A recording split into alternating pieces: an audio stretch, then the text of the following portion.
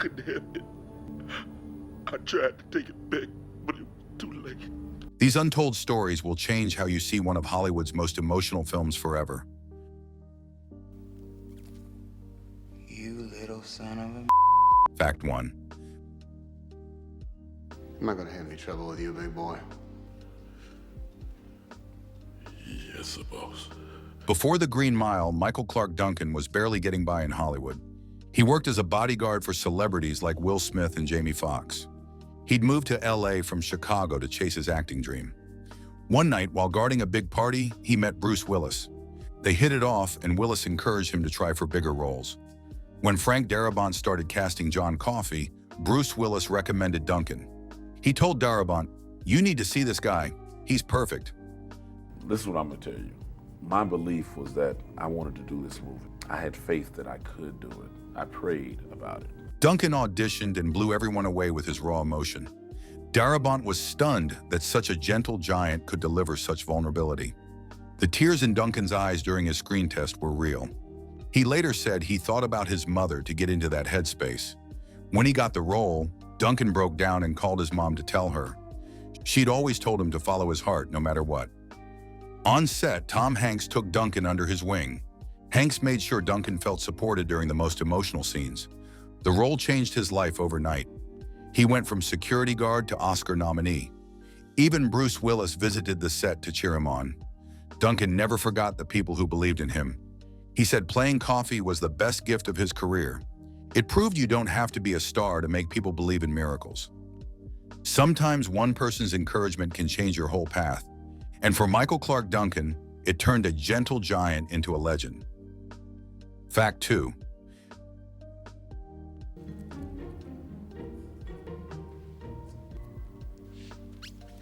Stephen King didn't always picture Tom Hanks as Paul Edgecombe.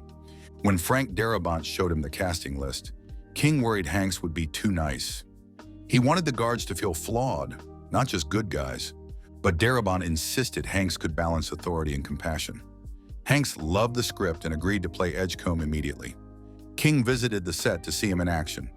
Watching Hanks handle the execution scenes convinced him. He saw the moral weight in Hanks's eyes, the quiet guilt Edgecombe carries for killing men, even guilty ones. King later admitted Hanks was perfect, calling him an actor who understands decency and darkness at once. Hanks dove deep into researching Depression-era prison guards. He read old letters from real death row wardens. He spoke with historians about what executions were really like back then. Hanks said those stories haunted him during filming. He pushed Darabont to show Edgecombe's struggle with bladder infection symptoms too, a small but vital detail from the book. Keeping that detail made Paul feel more human. Hanks never let the role become just a stoic hero. He made Edgecombe the heart of the movie. Today, fans can't imagine anyone else playing him. King says it's one of his favorite casting choices from any adaptation. That's high praise from the man whose books inspire countless films. Sometimes the nicest guy really is the best choice for a role full of moral gray. Fact 3. Right? The tiny mouse that stole the show wasn't just CGI or a simple trick. Mr. Jingles was played by a team of trained mice. Animal trainer Boone Narr spent months teaching them to hit marks. Each mouse had a specialty. Some were better at running, others at sitting still. The mice even had stand-ins for wide shots. Tom Hanks and Michael Clarke Duncan were amazed at how smart they were. Boone used clicker training and treats to get perfect takes. When Mr. Jingles runs down the Green Mile, it's all real. The mice would pause if they missed a cue. Boone would reset and try again. In scenes where the mouse sits on Coffey's hand, Duncan stayed incredibly still to keep it calm. No digital effects were used for the mouse's tricks. Only the glowing revival moments were enhanced with subtle VFX. Hanks joked the mice were better trained than some actors. The crew built tiny mouse tunnels and hiding spots on set. Mr. Jingles even had a mini hotel cage when not filming. Each day, Boone checked the mice for stress or exhaustion. They had their own special food and vet visits. The mice became the most popular cast members for visitors. Darabont said they deserved an Oscar for Best Animal Performance. Fans still remember Mr. Jingles as a symbol of innocence. It proves that even the smallest star can leave the biggest impact. And on that mile, a tiny mouse gave hope to condemned men. Fact 4. Roll on, 2. The infamous Old Sparky in the Green Mile was built to be as authentic as possible. Production designers studied photos of real electric chairs used in the 1930s. They based it partly on the Tennessee electric chair, which executed dozens at the time. The wood was aged and hand-sanded to look worn by decades of use. The leather straps were custom-made by vintage saddle makers. Michael Jeter, who played Edouard Delacroix, insisted on seeing the chair up close before filming. He wanted to feel the terror of it for real. When Percy botches the execution, the sparks and flames were done practically. Special effects teams used hidden propane lines to create the sparks. They rehearsed it countless times to keep actors safe. The smell of burning hair and the sound effects were added in post-production, but the fear on the actors' faces was real. They could feel the heat. Hanks later said the chair gave the entire set a haunted vibe. Many crew members refused to sit in it between takes. Darabont made sure every detail matched historical records. The green linoleum floors, the heavy switch, all period accurate. Even the sponge Percy forgets to wet was based on real botched executions. No detail was too small for Darabont. The chair became a silent character in the film. It reminded the cast daily that the mile was about life and death. One look at that chair, and you knew the stakes were real. It's one of the most chilling props in movie history because it's rooted in reality. Fact 5. Boss, I need to see it down here. This is not a good time. John Coffey, not a good time at all. Tom Hanks is known for being a warm leader on set, but on the Green Mile, he couldn't resist pulling one unforgettable prank. During one intense scene, the guards carry out a condemned man's last meal. Hanks swapped the food props with an absurd fake dinner. When Michael Jeter lifted the lid, he found a giant rubber chicken instead of a hearty meal. The entire cast burst out laughing. Even the serious crew members couldn't hold it in. Hanks did it to break the tension before shooting the emotional execution scene. Darabont loved it and let everyone reset before the real take. It wasn't the only prank. Hanks hid fake mice in Stephen King's on-set chair too. He knew King was famously squeamish about rodents. King reportedly jumped a foot in the air and called Hanks evil but hilarious. The atmosphere on set was heavy, so little moments like this kept morale up. Hanks has always believed that a tight-knit cast makes the final film stronger. He'd been known to play harmless jokes ever since Forrest Gump. Even Michael Clarke Duncan got in on the fun, pretending to talk in Mr. Jingle's squeaky voice. Some crew members kept the rubber chicken as a souvenir. To this day, fans wish there was behind-the-scenes footage of these pranks. Hanks said humor helped balance the emotional weight they all carried. It made everyone feel like a family, not just a bunch of actors playing prison guards. When you see their real bond on screen, you can thank moments like this. Sometimes the best performances come from people who can laugh together first. And it proves that even the darkest films can have the lightest memories behind them. Fact 6.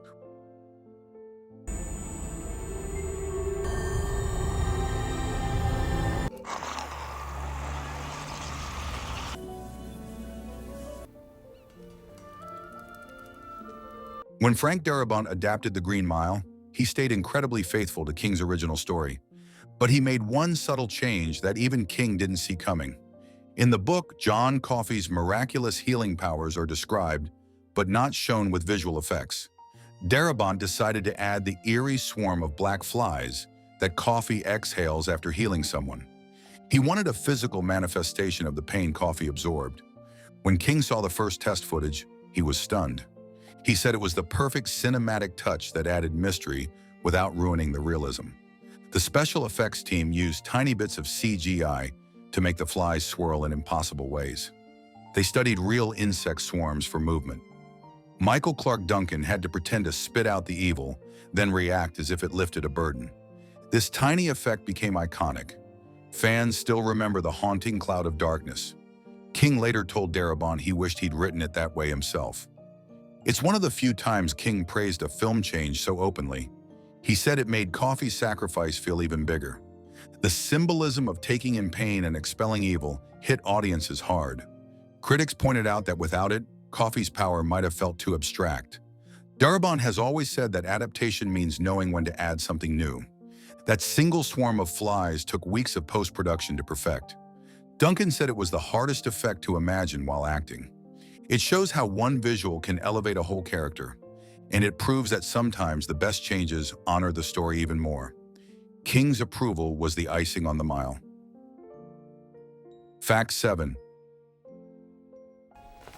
Please, boss, don't put that thing over my face. Don't put me in the dark. I was afraid of the dark. Michael Clarke Duncan was a gentle soul off camera, but there was one scene in The Green Mile that scared him more than anything else. It wasn't the electric chair or the death row sets. It was the scene where Coffey is surrounded by angry guards. Duncan had struggled with claustrophobia his whole life. During filming, the tight camera angles and yelling triggered his panic. Tom Hanks noticed Duncan starting to hyperventilate between takes. Hanks and Darabont stopped everything to calm him down.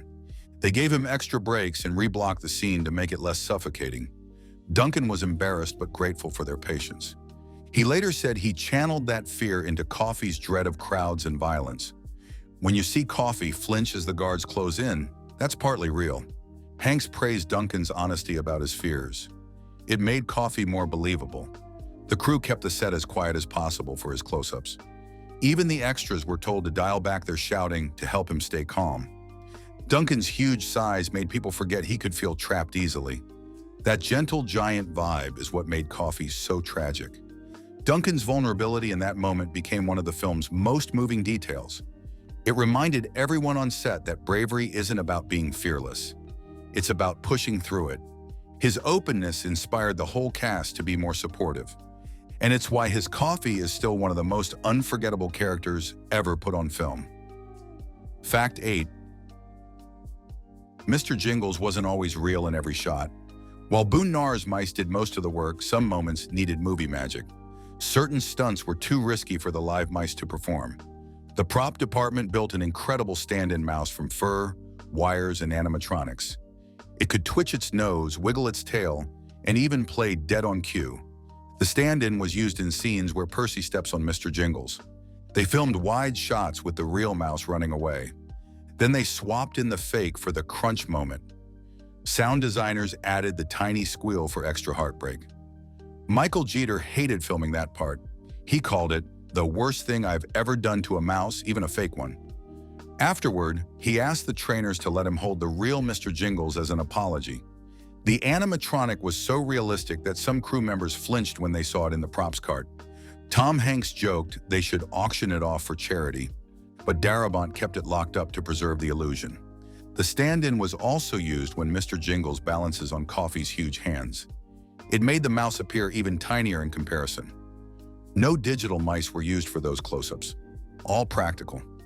The attention to detail made audiences believe in Mr. Jingles as a character. Today, the animatronic mouse sits in a studio vault. It's one of the weirdest movie props ever built for such a small role, and it shows that sometimes the tiniest details need the biggest effort. Fact 9. Director Frank Darabont loves hidden connections between his Stephen King films.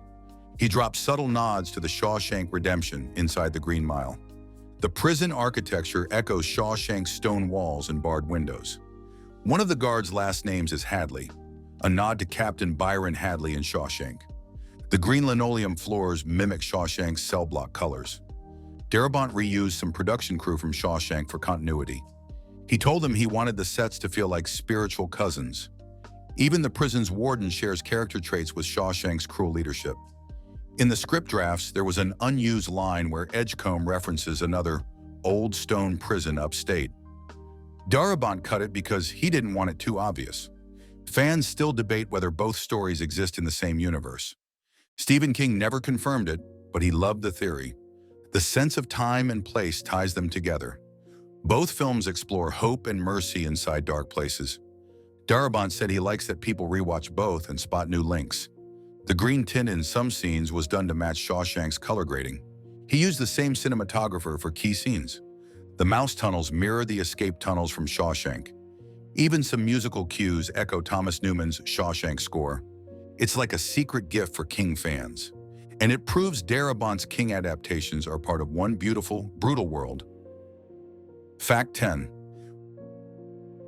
Michael Clarke Duncan's portrayal of John Coffey was so powerful that his final day on set felt like losing a friend. When they wrapped Coffey's execution scene, the entire cast was emotionally wrecked. Tom Hanks suggested they honor Duncan's character with a small wake. After the final take, they stayed in costume and gathered around Coffey's cell. They shared stories about working with Duncan and the lessons they'd learned.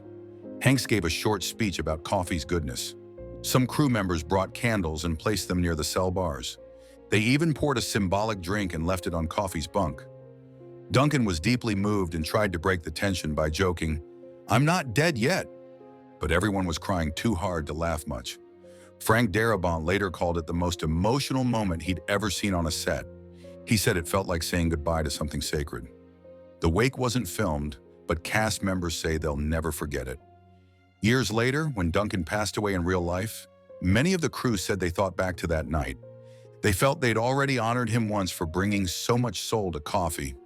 It became a legend among people who worked on the movie. Stephen King heard about it and said, "That's why movies matter. They create family." To this day, fans light candles at screenings in memory of both Coffey and Duncan. It's proof that a role can change not just an actor's life, but everyone around him too. Sometimes the best characters stay with you long after the credits roll, and John Coffey will never walk the mile alone.